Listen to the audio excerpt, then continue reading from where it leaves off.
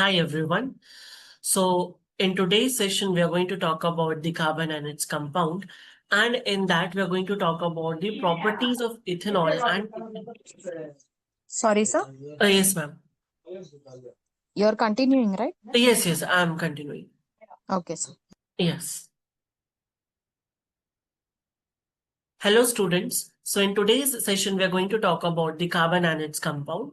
And in carbon and its compound, we're going to discuss detailed properties of ethanol and the ethanoic acid.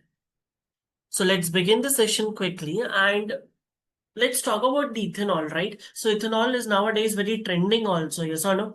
Why? Because of the, you might have heard that there is Indian government is planning to mix ethanol with petrol. So if you know anything about this, what are the concerns, what are the pros, you can discuss in the comment section. Even I'll keep my points. You can also keep your points. Okay. Now see, if I'm talking about the formula, so C2H5OH, ethanol, it's a like family for the alcohol. And commonly we call it as alcohol only. That is an active ingredient in all the alcoholic drinks, whether it's wine, whether it's vodka, whether it's anything. So ethanol content is there. Now it's a very dangerous for health also. It destroys liver and all, and it has lots and lots of health consequences. Now see, we have, it's a very good solvent. Okay, like you can mix things in it. Generally for cough syrups and all, we mix certain chemicals. So we can't mix those chemicals in water, but we can easily mix those chemicals in the alcohol. Okay, so generally medicines, syrups, these things contains alcohol. Now this is completely miscible with water. That means you take one bucket of water and small amount of alcohol, it will be dissolvable. It will be mixed. You take one bucket of alcohol, drop of water, dissolve हो जाएगा. मतलब किसी भी quantity में लो, 4 litre alcohol ले लो, 2 litre पानी ले लो, किसी भी प्रपोर्शन में ये डिजॉल्व हो जाएगा. हमारे बॉडी में क्या इफेक्ट है? Small dilute quantity, drunkenness, socially very common, you know, but very risky. It's not recommended. So alcohol abuse is a very serious thing. And in this age, even in my age also, in your age also, we feel that, okay, that person is doing, oh my God, he's looking so cool. Drinking, drunkenness. We consider it as a cool thing, but it's not at all cool. When you get the disease, all the coolness is gone. It affects your family, it affects everything. So ऐसे peer pressure में आके we should not try also, because वो try करने के point of view से तुम्हें कब addiction हो जाएगी you also don't know. So it's better to avoid it completely. Now absolute 100% ethanol, मान लो तुमने सोचा कि आज तो 100% इथेनॉल पीएंगे, आज तो मुझे फुल ड्रंक होना है. So you won't be drunk, you will just die, because it's very very fatal, it's very poisonous. Long term use अगर होता तो सीरियस हेल्थ प्रॉब्लम्स होगा, liver damage, addiction, many things can happen. Now what are the reactions with ethanol? So suppose sodium जो है उसको मैं ethanol के साथ रिएक्ट करा रहा हूं. नाउ सी, मैंने केमिकल रिएक्शंस एंड इक्वेशंस में तुम्हें बताया था किस तरह से तोड़ के हमें प्रोडक्ट्स बनाने हैं. यहाँ पे भी मैं बताता हूँ. कैसे बता रहा हूँ, देखो. अल्कोहल जो है या कोई भी हमारे पास ऑर्गेनिक कंपाउंड्स होते हैं, तो ये पूरे नहीं टूटेंगे. CH3, CH2O. अब यहां से ये H जो है वो अलग होगा, तो मेरे पास O नेगेटिव और H पॉजिटिव आ गया. ठीक है. अब सोडियम जो है वो Na पॉजिटिव बनाता है. तो यहाँ पे देखो, इस तरह से कुछ आया, ऐसे कंपाउंड बन गया. तो यहाँ पे कौन आ गया? सोडियम. और हाइड्रोजन गैस निकल जाए. टेस्ट कैसे करोगे हाइड्रोजन गैस का? बर्निंग मैचस्टिक्स ला, पॉप साउंड से वो बर्न करेगा. और इसी तरह से जो इथेनॉल है वो दूसरे मेटल्स के साथ भी थोड़ा बहुत रिएक्ट कर लेता है.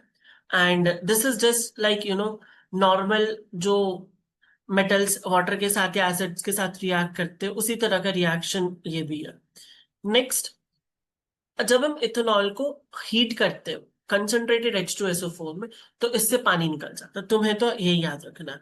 ठीक है. क्या याद रखना है? इथेनॉल को जब तुम बर्न करोगे H2SO4 के प्रेजेंस में, तो पानी निकल जाएगा। कैसे? देखो, तुम यहाँ से OH निकालो और यहाँ से एक हाइड्रोजन निकाल लो, तो बन गया C2H2। क्लियर? अच्छा, इसको हम डिहाइड्रेटिंग एजेंट भी बोलते हैं। We call it as dehydrating agent.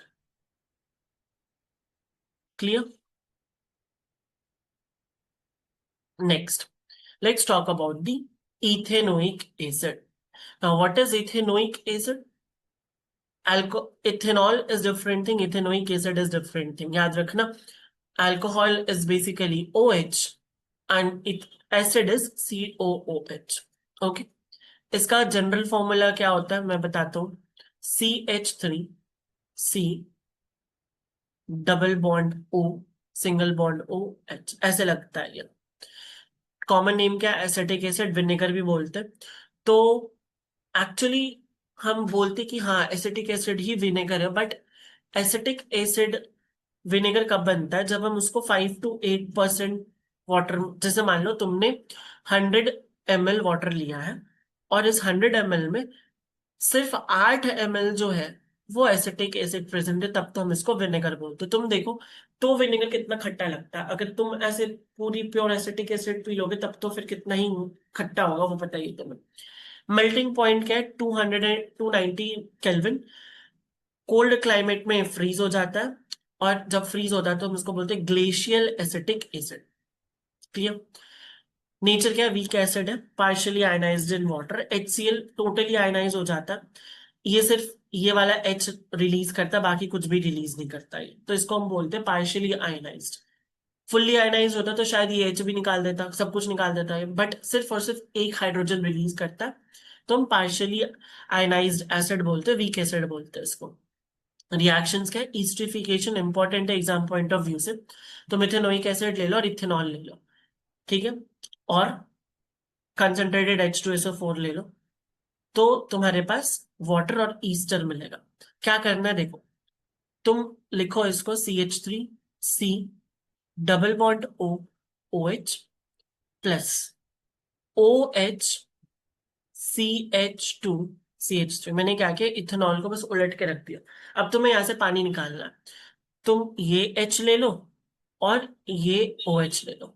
जब तुम इसको हटा दोगे, बिल्कुल ध्यान से देखना, जब तुम इसको हटा दोगे तो तुम्हारे पास सारी चीजें हट गई। बताओ वेट, जब तुम इसको हटा दोगे तो तुम्हारे पास क्या बचेगा? OOH, यही तो बन रहा है। 1 सेकेंड गाइस, 1 सेकेंड। हाँ, जब तुम इसको हटा दोगे तो क्या बच रहा है तुम्हारे पास? ये O, ये वाला O, है ना, और ये, तो बस ये आ गया CH3COO C2H5। इसको जोड़ दो ना, C2H5। बस इतना सिंपल है प्रोडक्ट बनाना है, ईस्ट्रिफिकेशन। तुम्हें कुछ ना समझ में आए, स्ट्रक्चर लिखो इस तरह से, OH पूरा हटा दो और यहां से एक H हटा दो, बन गया ईस्टर। ईस्टर्स क्या होते हैं? Sweet smelling substance. जो इत्र हम यूज करते हैं दैट इज ईस्टर ओनली। जो फ्लेवरिंग एजेंट्स हम यूज करते हैं that is esters only. Vanilla हो गया, है ना। अब देखो, जो हम डिओड्रेंट्स यूज करते हैं दैट इज, उसमें हम अल्कोहल मिला के यूज करते हैं ताकि वो स्प्रे अच्छे से हो जाए। इत्र जो होता है वो कंसंट्रेटेड फॉर्म होता है, ठीक है। नाउ सी, स्वीट स्मेलिंग है ना, used in perfumes, flavouring agents, on treating with NaOH।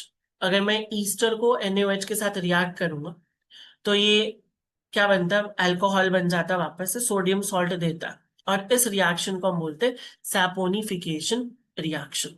Okay, now see, if I'm talking about the saponification reaction, so what can be the saponification reaction? So let's talk about this. See, क्या क्या है हमारे पास? So sir हमारे पास है NaOH, correct? So if I'm talking about the NaOH, so let's write the NaOH here. Okay. Now, wait. I'll just write the reaction for you so that it will be very easy for you to remember. See, I'm just thinking where I should write. So I'm writing this saponification reaction here. Okay, so I have CH3, COO, C2H5, which is an ester, and we have NaOH, which will give us sodium salt of CH3, C double bond O, Na plus C2H5OH. This is the saponification reaction. And this is what sodium acetate.